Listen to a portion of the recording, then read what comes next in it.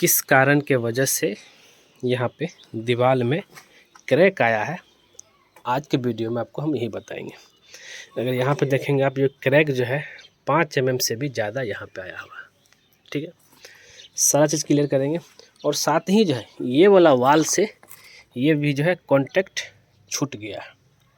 कहीं ना कहीं कुछ जो है आपका, चाहे फाउंडेशन सेटल हुआ होगा, चाहे आपका जो है प्लिंथ बीम प्रॉपर तरीके से नहीं दिए होंगे, इतना सारा लोड जो है प्लिंथ बीम के ऊपर नहीं ले पाया, या नहीं तो जो है आप जो है ढलाई ठीक से, मतलब बहुत सारा चीज़ है। चलते हैं देखते हैं कि यहाँ पे क्या रीज़न है। सबसे पहले यहाँ होने वाले क्रैक को हम दिखा देते हैं और कुछ मिस्टेक को दिखा देते हैं। ठीक है, सबसे पहले बता दूँ, कभी भी जो ईंट चिनाई होती है, जैसे अगर आप यहाँ पे देखेंगे जो ईंट चिनाई हुई है, वो ईंट चिनाई का ये तरीका नहीं है। अगर आप यहाँ देखेंगे तो जो आपका एक ये जो वाल आया था, ये वाल आपका क्या है, ज़रा ध्यान दीजिए कि कंटिन्यू लेकर चला गया, फिर तब जा कर के इधर वाला जो है वाल बनाया गया। तो बस जैसे कॉलम में नहीं चिपका तो उस तरह से किया गया, तो यहाँ पे जो है क्रैक डेवलप हो गया। यहाँ पे जो जॉइंट छोड़ना चाहिए था, जिससे इस तरह का जॉइंट होता है, तब जा कर के ये वाल दोनों कनेक्ट रह पाता है। ये भी वाल आपका कनेक्शन जिसका हट गया। अब इसके पीछे क्या है, यहाँ जो हम आपको रीजन कुछ फाउंड किया, ज़रा ध्यान दीजिएगा क्या मिस्टेक हुआ। अगर आप यहाँ देखेंगे तो यहाँ से लेकर के यहाँ तक का टोटल ये 12 फीट, ये 5 फीट, ये 17 से 18 फीट लगभग है। यहाँ से लेकर अगर आप यहाँ देखेंगे तो 17 से 18 फीट होने के वजह से जो है ये इतना बड़ा डिस्टेंस है। और इसमें इन्होंने 9 बाय 9 इंची का कॉलम दिया है और 12 mm का 4 पीस सरिया दिया बस, जो कि गलत है। ठीक है, सेम ऐसा ही यहाँ एक जो कॉलम था, एक लास्ट में, बस वहाँ पे देखिए आपको कॉलम दिख रहा होगा, वहाँ पे कॉलम है बस। अब इतना बड़ा डिस्टेंस में क्या, अगर हम सिर्फ 6 इंची भी नहीं है, यहाँ देखेंगे आप तो ये 6 इंची भी नहीं है, ये लगभग 4 इंची यहाँ पे हमको दिख रहा। 4 इंची बाय 9 इंची का आपको यहाँ पे प्लिंथ बीम दिख रहा है।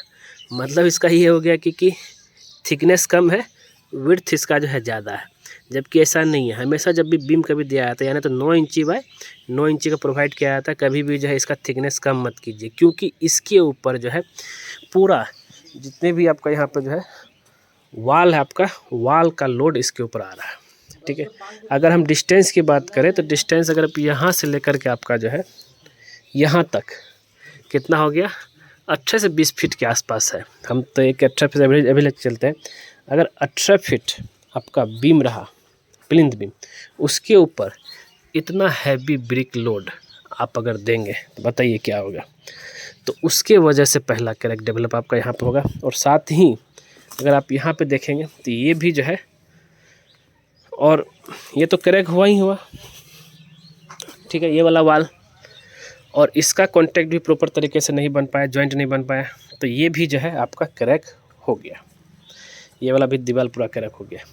अब मेरे को ये बताइए कि इतने सारे अगर क्रैक होंगे बिल्डिंग में, क्या अब इस बिल्डिंग को फिर से बनाया जाए या कि इसी में रहा जाए? तो इसमें तो रहना बहुत रिस्की लग रहा है। अगर इनकेस अगर मान लें छत भी ढलाई कर दिए, तब तो हो गया, बिल्डिंग का जो है बैंड बच जाएगा। टोटल अगर हम बात करें तो ये आपका जो है लगभग जो है 25 फीट बाय 40 फीट का घर है, जिसमें आपका जो है वनली जो है, अगर नंबर ऑफ़ कॉलम की बात करें तो अगर यहाँ देखेंगे आप तो इतना बड़ा डिस्टेंस में एक कॉलम वहाँ, एक कॉलम यहाँ, एक कॉलम यहाँ, 20-20 फीट में ये कॉलम दिया गया है, जो कि बिल्कुल गलत है। 20-20 फीट में अगर कॉलम देते हैं तो ऑब्वियस से एक है कि ये क्रैक होगा ही होगा। अब इतना बड़ा वो भी कितना, ज़रा ध्यान दीजिएगा, 9 बाय 9 इंची का आपका जो है कॉलम है, 12 mm का 4 पीस सरिया इस्तेमाल हुआ। सेम ऐसे ही यहाँ पे भी है। तो इस तरह का गलती ना, अगर ऐसा गलती करेंगे ना तो आपका घर क्या, मतलब क्रैक होगा ही होगा। हर जगह क्रैक आपको यहाँ पे दिखेगा। ज़रा ध्यान दीजिएगा, यहाँ पे ये भी यहाँ पे जो क्रैक डेवलप हुआ है। ठीक है, ये भी क्रैक, क्योंकि कुछ भी तरह का जो है लोड नहीं ले पाएगा। जबकि यहाँ पे जो है कम से कम 3 से 4 कॉलम देना चाहिए, लेकिन अगर इतना कॉलम अगर नहीं दिए हैं तो क्रैक आएगा ही आएगा। ठीक है, और कोशिश ये रहना चाहिए कि बिल्डिंग के जो रूम है, रूम के चारों साइड यहाँ पे है एक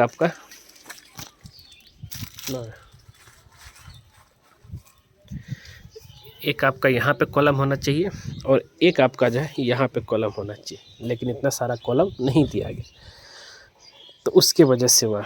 और यहाँ पे देखेंगे तो लिंटल बीम की बात करें, लिंटल बीम में 8 mm का सरिया इस्तेमाल हुआ, जबकि 10 mm का सरिया यूज़ करना चाहिए। तो इतनी सारी गलतियाँ आपको इस बिल्डिंग में नज़र आएंगी।